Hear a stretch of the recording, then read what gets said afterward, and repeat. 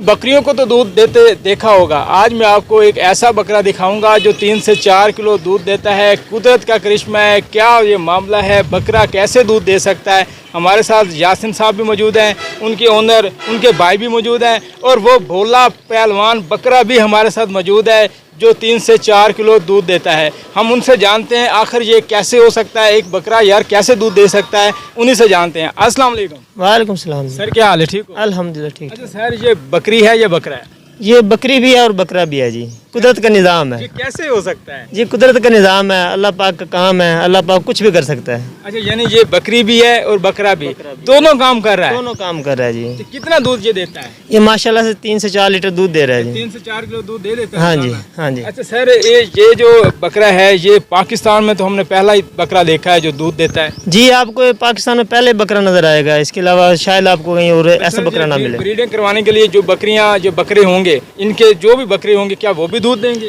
जी, इसमें से निकल आते हैं बकरे, इसके ना 1-2 बकरा ये ऐसा दे देता है जो दूध दे आगे।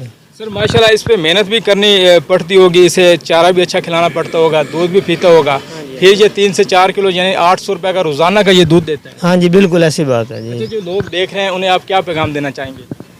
जी देखें, ये अल्लाह पाक का निज़ाम है, अल्लाह पाक कुछ भी कर सकता है, वो वहदहू ला शरीक है। यानी जो पत्थर में कीड़ों को रिस्क दे देता है वो कुछ भी अल्लाह ताला कर सकता है। वो अल्लाह पाक कुछ भी कर सकता है। जी नाज़रीन, ये आप देख सकते हैं, ये वो बकरा है जो 3 से 4 किलो दूध देता है। कुदरत का करिश्मा है, कुदरत कुछ भी कर सकती है। ये बकरा आपके सामने है जो 3 से 4 किलो दूध देता है। अपने मेज़बान को इजाज़त दीजिए। आला नहीं। हुनाइला भट्टी नजर डालते हैं आज की खबरों पर।